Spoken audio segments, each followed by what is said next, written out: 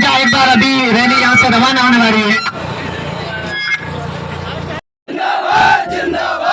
जमीन सरकारी है, जमीन हमारी है, जमीन सरकारी है, जमीन हमारी है। बिरसा मुंडा अमर रहे, अमर रहे, अमर रहे। बिरसा मुंडा अमर रहे, अमर रहे, अमर रहे। पंजा भील अमर रहे, अमर रहे, अमर रहे। गंगा पूंजा भील अमर रहे, अमर रहे, अमर रहे। जोर का नारा है, भारत देश हमारा है।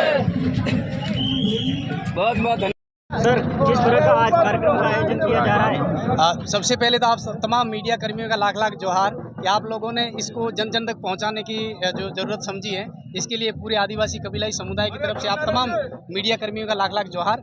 आज का ये जो विश्व आदिवासी दिवस समारोह है, ये बाड़मेर जिला मुख्यालय पर भव्य तरीके से आयोजित हो रहा है। जैसा आप देख ही रहे हैं, ये यूएनओ द्वारा घोषित 1982 से निरंतर मनाया जा रहा है और इसका मूल उद्देश्य है आदिवासियों को विकास की मुख्य धारा से जोड़ना, आदिवासियों का संरक्षण के साथ साथ में आदिवासियों की जो प्रकृति अनुयायी प्रकृति पूजक जीवन शैली है उसका संरक्षण और संवर्धन करते हुए पर्यावरण और प्रकृति की सुरक्षा कैसे की जाए, तमाम जैव विविधता का संरक्षण कैसे, उसके उद्देश्य से ये यूएनओ द्वारा घोषित विश्व आदिवासी दिवस समारोह है जो इस साल ये बाड़मेर में मनाया जा रहा है। आज ही के दिन आदिवासी दिवस को मनाया जा रहा है। इसके लिए इसके पीछे इम्पोर्टेंट महत्वपूर्ण फैक्ट ये है कि यूएनओ द्वारा एक आदिवासियों की पॉपुलेशन को लेकर के UNWGIP एक बनाया गया उप आयोग है जिसका पूरे forward United Nations world indigenous populations के लिए एक ग्रुप बनाया था। उसने पहली बार वैश्विक स्तर पर इंटरनेशनल लेवल पर आदिवासियों के जो पहली कॉन्फ्रेंस हुई थी 9 अगस्त 1982 को हुई थी और उसी 9 अगस्त के दिन को चिरस्थायी बना रखने के लिए यूएनओ द्वारा पहली बार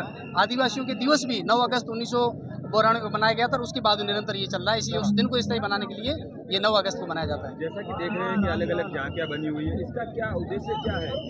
सबसे पहले तो मैं ये हम जो इस प्रकार लाते हैं जो झांकियाँ, उसमें सबसे महत्वपूर्ण जो है वो आदिवासी वेशभूषा में जो पत्ते पहन करके आते हैं। इससे हम जन जन तक ये संदेश देना चाहते हैं कि आदिवासी इस प्रकृति का, इस ब्रह्मांड का प्रथम सभ्य और मर्यादित मानव था, क्योंकि जब मशीनरी से कपड़ा बनना शुरू नहीं हुआ था उससे पहले उसने सभ्य तरीके से रहने के लिए प्राकृतिक पत्तों को कपड़े बना करके पहनना शुरू किया था।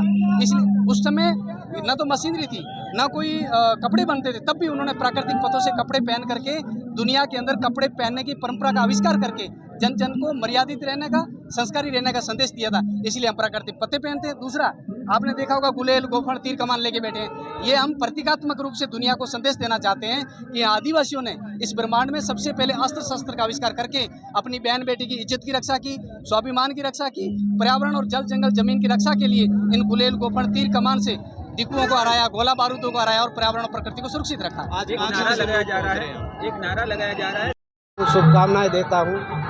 जल, जमीन और जंगल के रक्षक और पूजक आज इस कार्यक्रम के अंदर हमारे अनुसूचित जाति और जनजाति छात्रावास से यहाँ से रैली रवाना होगी और टाउन हॉल के अंदर जिले भर का जो है आदिवासी बंधु हमारे पधारे हुए हैं। बड़ा कार्यक्रम है, जिले का कार्यक्रम है। उस कार्यक्रम के अंदर रैली